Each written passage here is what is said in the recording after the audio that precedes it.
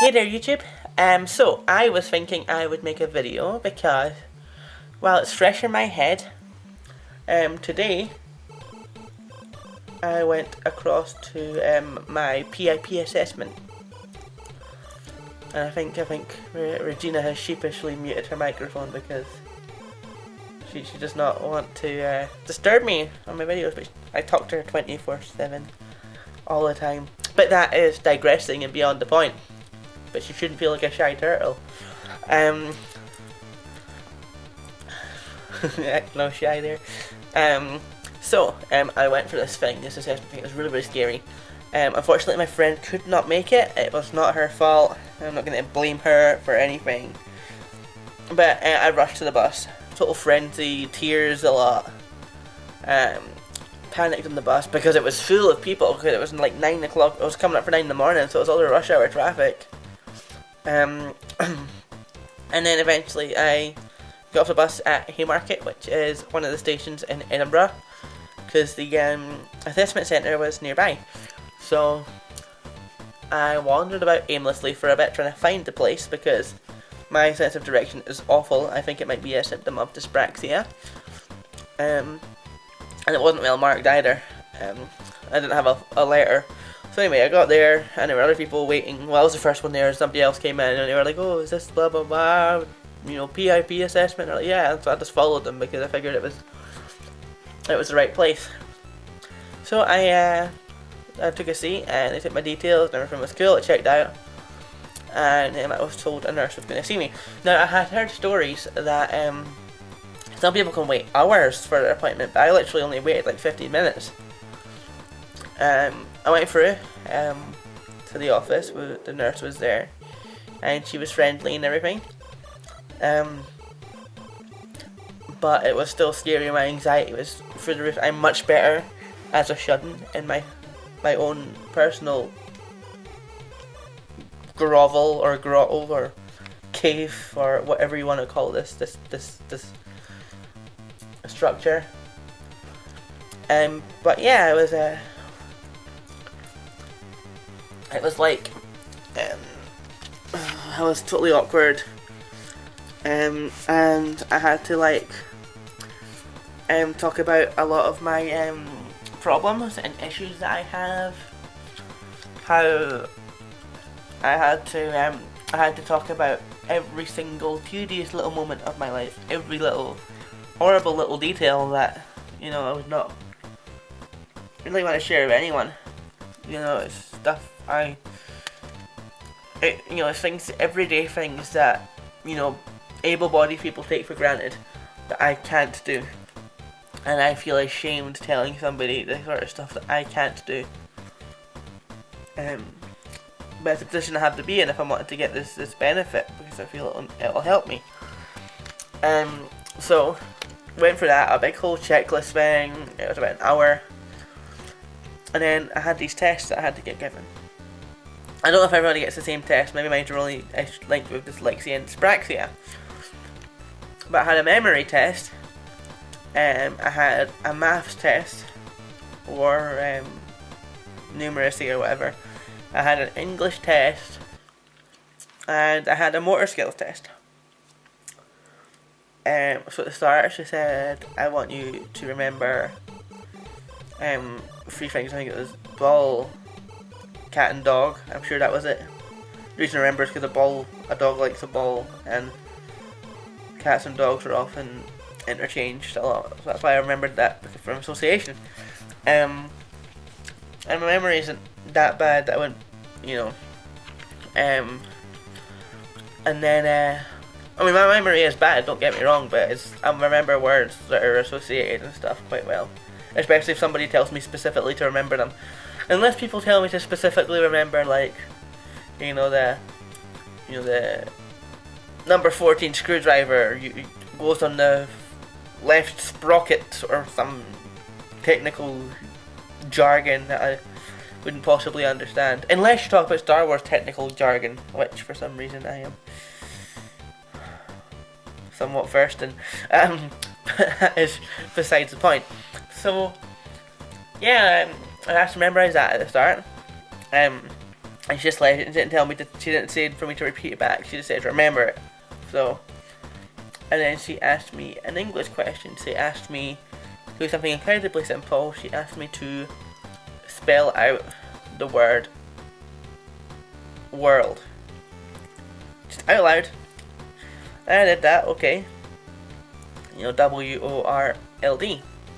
I mean, but then she asked me to spell it backwards out loud, and that was incredibly difficult. I struggled with that so much.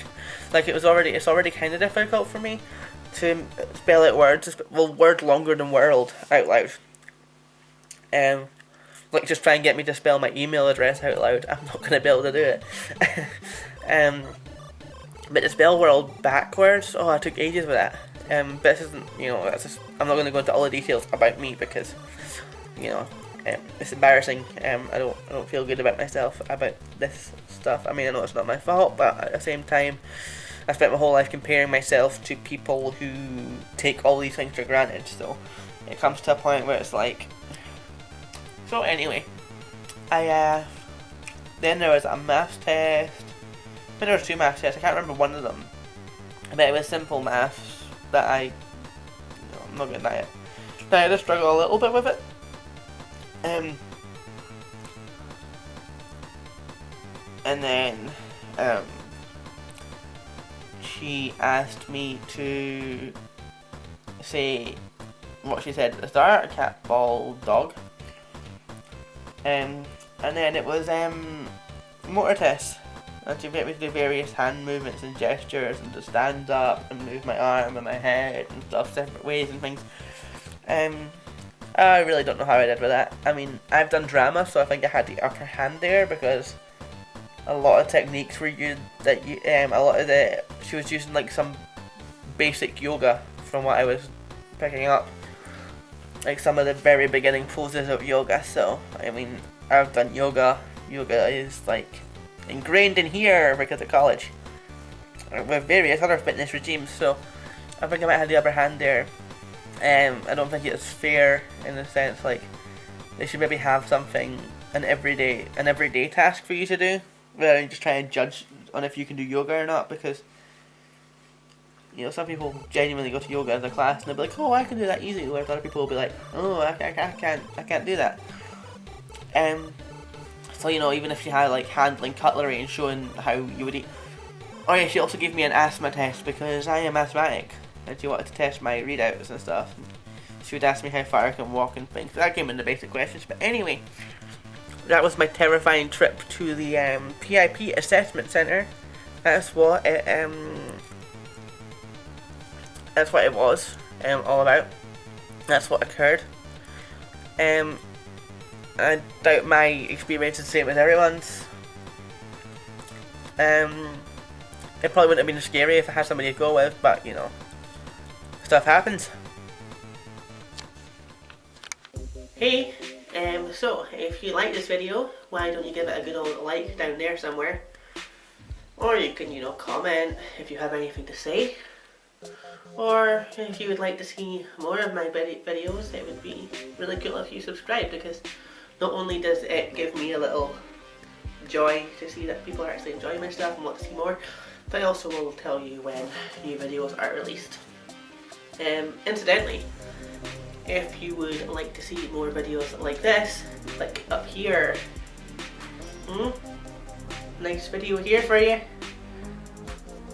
Or if you would like to see something completely different, there's stuff over here. Look at all this wonderful stuff. Whoa. So they're at your disposal as well. The choice truly is yours.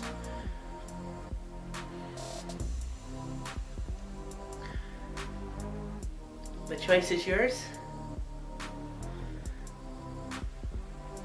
I mean, that looks pretty interesting. It's kind of cool what's going on there.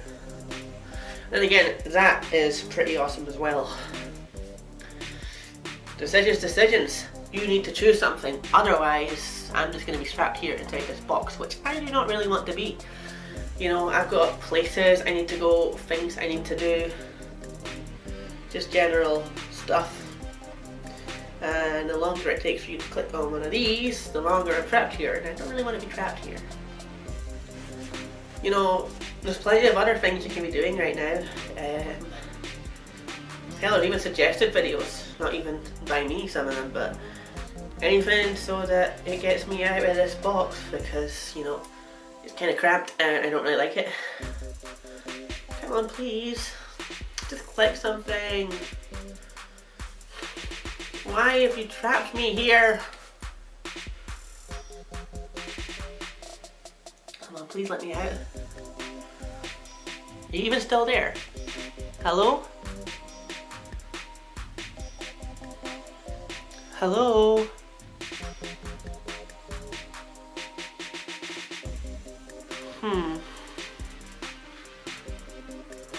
Please, come on. Is anybody there?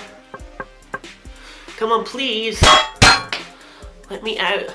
Please, just do anything. I'm gonna have to find a way to escape. Oh, hold on.